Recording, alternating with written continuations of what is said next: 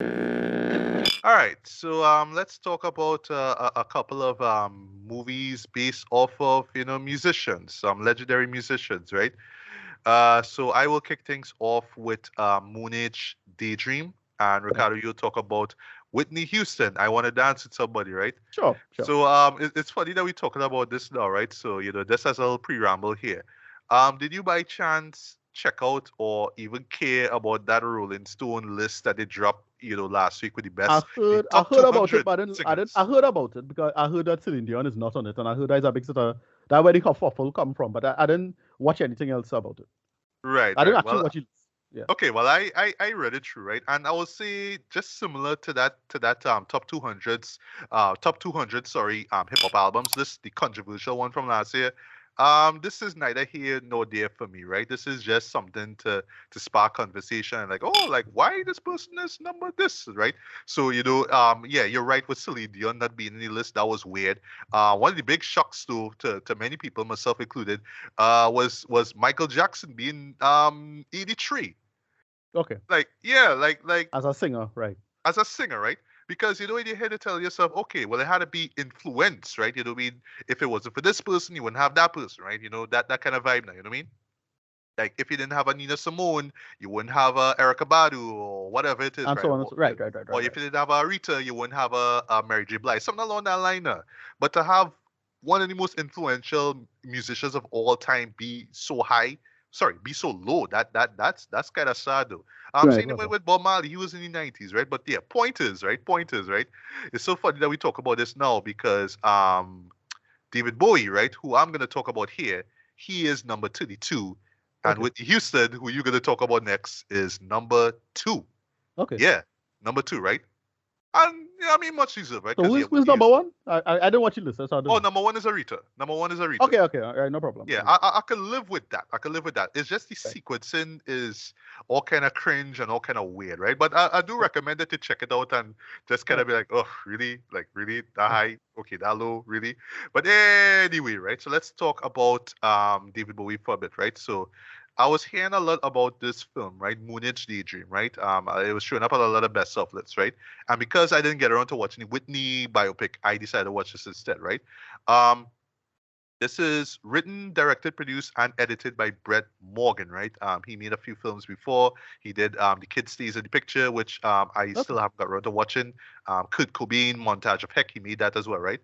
And also another sell with this too is that this actually dropped in IMAX, but well, it's Trinidad, so we did see it here in IMAX. But yeah, it was screened at IMAX as well too, and seeing it for myself, it with a little small laptop screen and whatnot, yes, I can understand why, right?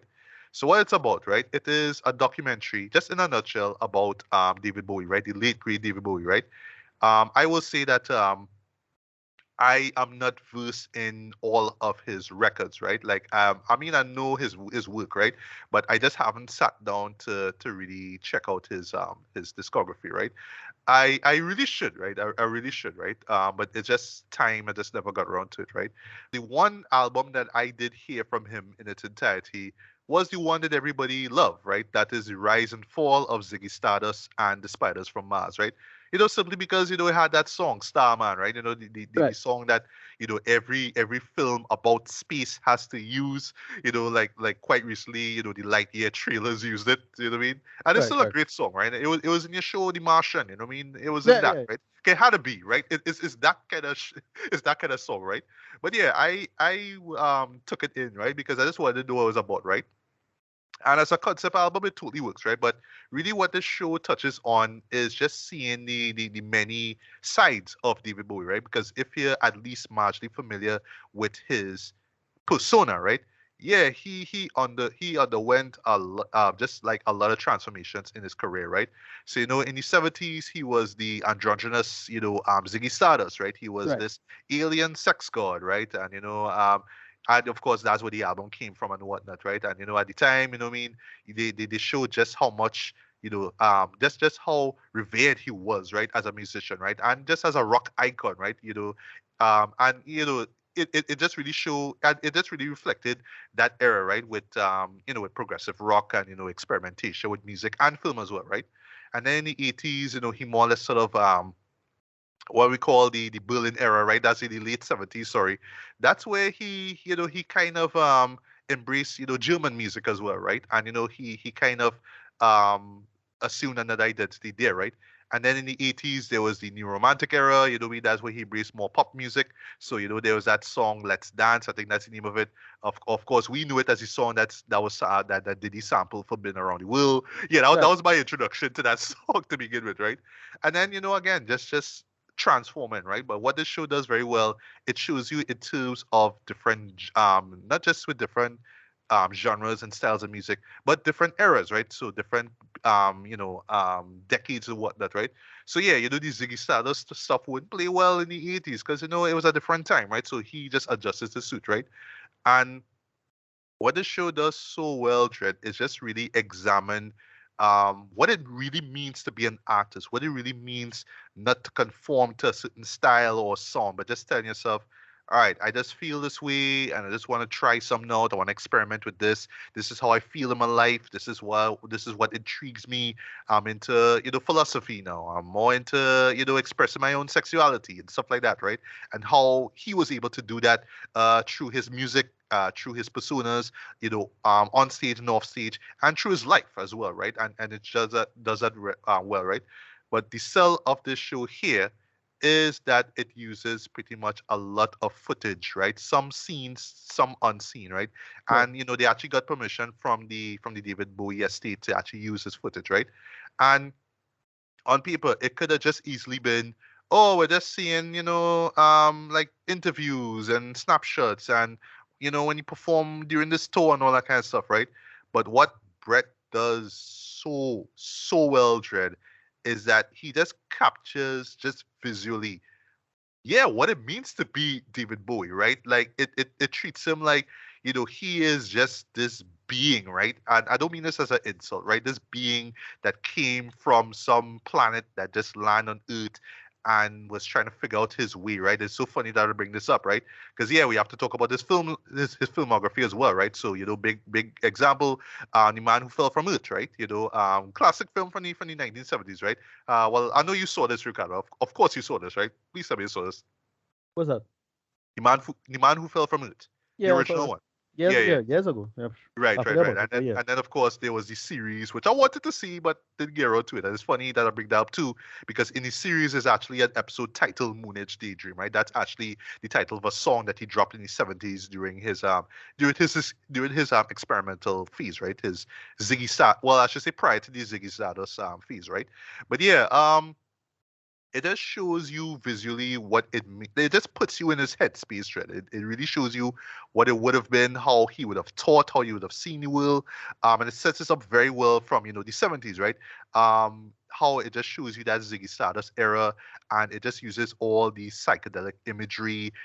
It uses a lot of imagery from classic films, especially from sci-fi, right? And it feels random and whatnot, right? So like you would see stuff from Metropolis, you will see, stuff from, I forgot the name of that one classic film, with the oh gosh, with the rocket that goes into the eye of the moon. I should Yeah, know yeah. this because I I know studied you're talking film, about, but I yeah, forgot the the damn original name of the one of the movie. first sci-fi is over. I forget your name. I know you're talking about. Exactly. Yeah, yeah, yeah.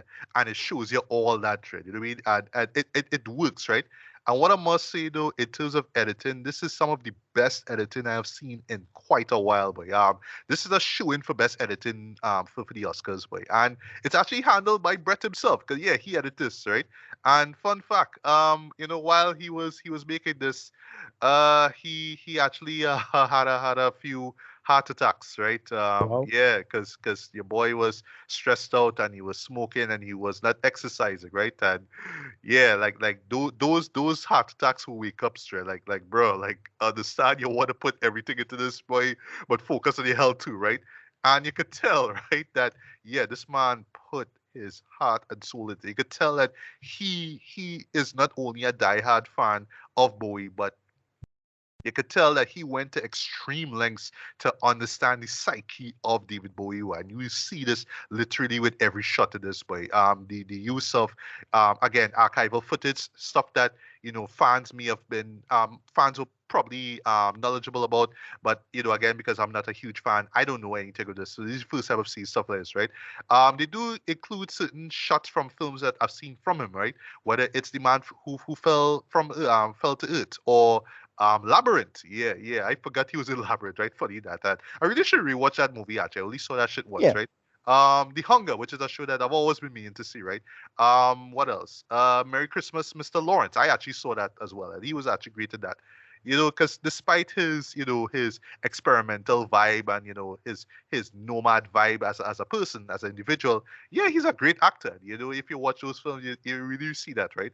But yeah, this show just puts you in this headspace, and you really get a sense of what it was to be him, right? How he thought, how he saw the world, how he viewed art, right? How he sought out different forms of art, right? Because it wasn't just music he was into.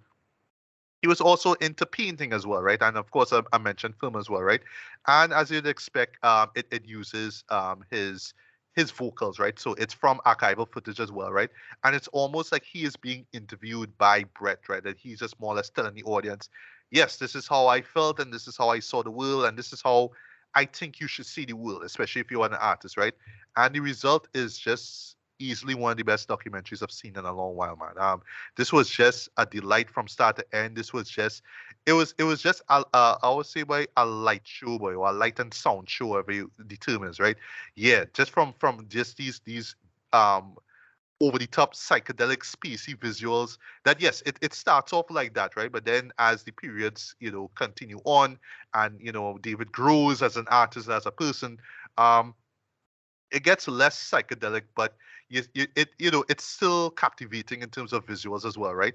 Especially like in the 80s and 90s, where he more or less matured and sort of understood the world even more, understood his place in the world. They mentioned his marriage to Iman. I forgot that he was married to her to right. begin with. What I will say though is that they gloss over certain things. So yes, they gloss over the drug use, right, back in the 70s and whatnot, and they don't really mention much of Iman's marriage to him. He just kind of mentions a few things about how he approaches marriage, but that's all I'll say. And what I was looking forward to in particular was how they was going to treat his final period in life, right?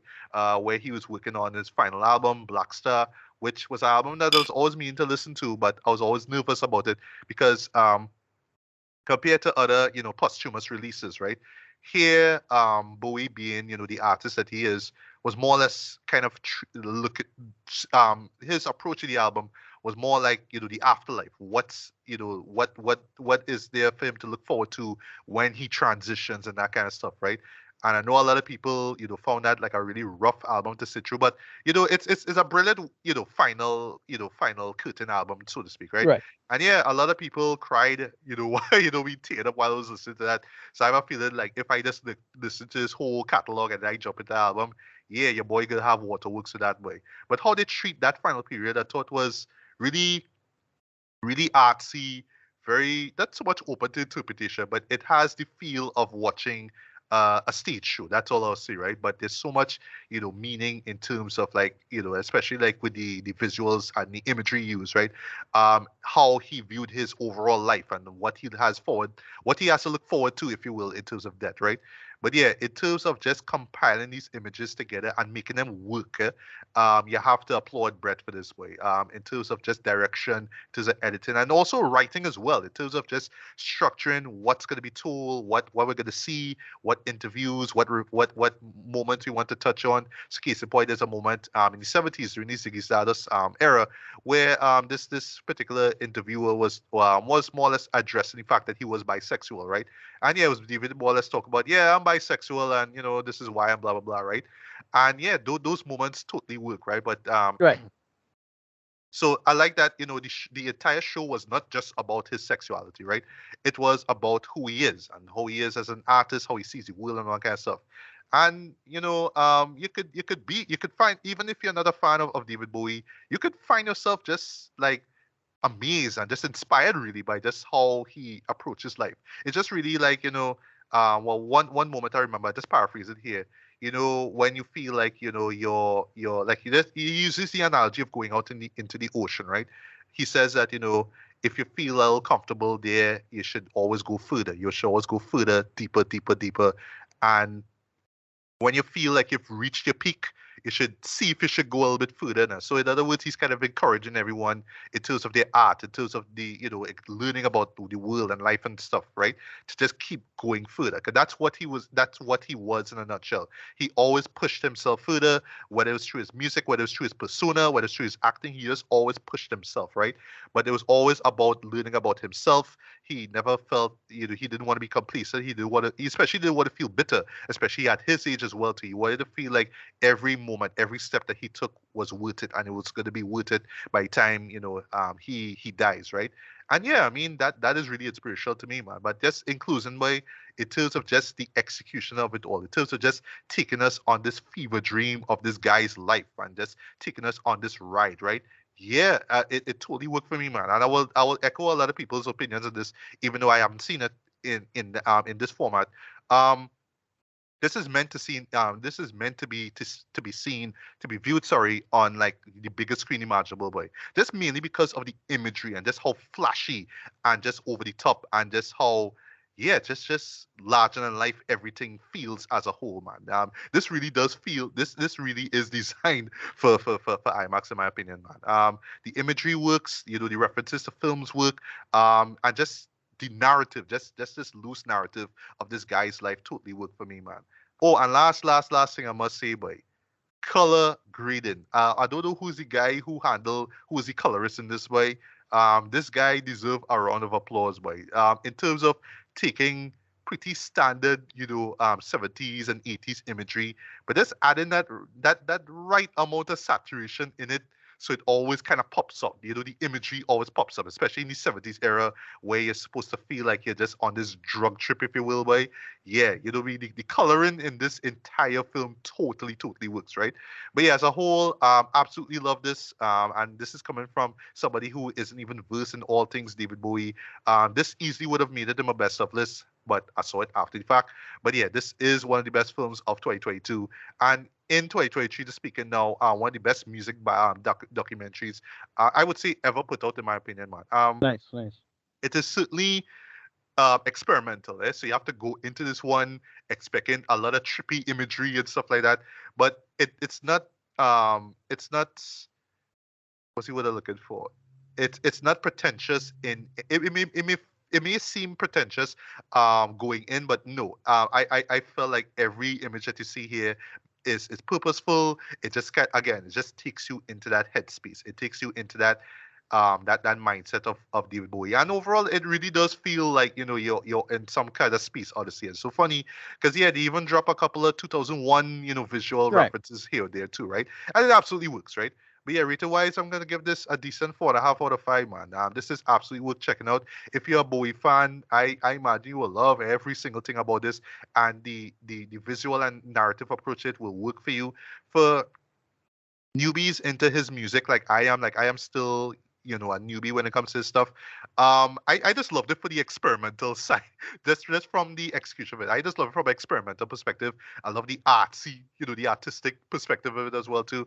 But just know going in that this is not going to be your average documentary. And given who the subject matter is, yeah, it really should not be average, right? Anything but average one. This needs to be big, loud, in your face, over the top, and just grand, extraordinary, and spacey. And yeah, in more ways than one, that just really sums up David Bowie. He was, he was a virtuoso. He was just a singular being. There. You know what I mean? Like nobody will ever be him, right? He is one in a million, right? And this show perfectly sums up who this guy was, man. So yeah, I talk enough. By all means, I strongly recommend checking out Moonage Daydream. Nice. So going back to that Rolling Stones list, man, you will talk about who was selected as number two. You know what I mean? As best musician, best singer, sorry, of all time. Whitney Houston, and the biopic that we didn't ask for, but we got. Say, Ricardo, take it away. I want to dance with somebody. Yeah, this was okay. I didn't love it, but it was fine. Uh, how to explain this, boy? It's basically they went into what make it work is that they're going into the conceit of her life, and they didn't, but they make the aspect of, well, yeah, she's kind of a nepo baby, and they didn't make it a typical black struggle thing or anything like that, because that is not her life. She actually like come up in her own, and they didn't go too dark either, right? But what I'll say ultimately is that I felt this should have probably been a like a mini series. It would have worked a little better if it was that instead of a movie. I'm not sure, because the strengths of it kind of works, but it doesn't really it kind of it fall flat for me overall. They get into Whitney's same-sex relationship he had. It's unclear if she was, well, if Whitney was bi or lesbian. This is what our old kind of rumor that everybody kind of say was a thing for a while. They kind of touch upon this, and then they kind of move on from it. They focus on the dad, like, they had Stanley Tucci's oh, what was that famous music guy again? Boy, shit, Clive Davis, right? Yeah, Stanley Tucci's Clive Davis. He's pretty good in this. He actually is by far the best actor in all of this. I didn't have a big problem with the actress not being looking like Whitney. That didn't really bother me too much. It's fine. Yeah, this not really home to write on about because they didn't really go into any big set of depth with it. It's just they play it as it is. They just tell her story, and then they go up to the point of right before she started to do the reality show stuff. So that's like to me a real low point for her. But yeah, it's fine. Like it just they rely on the music and they talk about her big highlights. They focus on that and they make it work and flow in its own way. And I couldn't really get into any big like super details about, like, I really thought that they'd get into like her shooting the bodyguard. They didn't really do that. Like I was like, oh, who are they gonna hire for Kevin Costner? And no, really, they didn't really get into that. They really just focus on the family stuff and just her personal thing, but like it jumps too much from it to care. So like they just jump to her getting into to her having a drug problem. Like, yeah, where'd that come from? That, like, I know the story, the reality of it, but like where'd that come from a narrative perspective? And it doesn't flow particularly well, and that's one of the bigger problems I have with it. But yeah, it's designed for the fans, but unfortunately because it doesn't really, it's designed so much for the fans, it doesn't get into the, it doesn't fall out of the typical music biopic trappings. Like it's not as bad as some other music biopics, but it's not as good as some of the better ones either. And that's how I felt about it. I don't know. I think they should have just spent more time on this, I felt, like in terms of just getting into the depth and the nature of it and how to cut it. And I felt this should have been a mini series, like, to be honest. I felt it would have worked better, flow a little better. That's how most of it would have been. Everything else was like, yeah, this typical bullshit. This is typical like music biopic stuff. And they just use Whitney real music and then they have a dub it. And it didn't have any big like how characters bounce off each other. I really thought they would have more drama to it, but like that is not the case. Clive Davis was a valid dude for the most part. The stuff with, I felt they could have probably focused a little more on the same sex relationship, because like, yeah, she was in his life and they had like a big back and forth on her arguing with Bobby and whatnot, but like, yeah, they just like they have a big falling out, and then it cuts back and they just have friends again, and like, wait, well, what happened to the drama from before? I don't know. I felt a lot of that just felt a little undercut. The only big like villain of the storyline is just the dad, right? And he's just kind of spending up she money and that normal thing. But he still had authoritative control of her life, and they make that work. They didn't worry to get, and because they didn't worry to get into the real bad years, like when she got into the reality show, that was like she started to spiral at that point. That was it. They didn't have anything else to talk about. They ended it on a part. I forget which performance this was, but there's like a big, I think, a Radio City Music Hall performance or one of those. That I remember that performance. I remember the dress, however it is. Like, yeah, that is a good place to end. But yeah, it's more like a puff piece more than anything, and that's not necessarily an insult, because I still think it's reasonably well done for what it is. But for the most part, I was pretty underwhelmed overall with it. It's a shame that they could have done more with it and they didn't. And that's how I feel about it. So yeah, rating 6 out of 10, closer to a 7 maybe. But yeah, overall I really felt they should have done a better job with most of this. Overall, it just felt flat, unfortunately, and it was really a shame. But yeah, that's how I felt about it. So moving on. Yeah.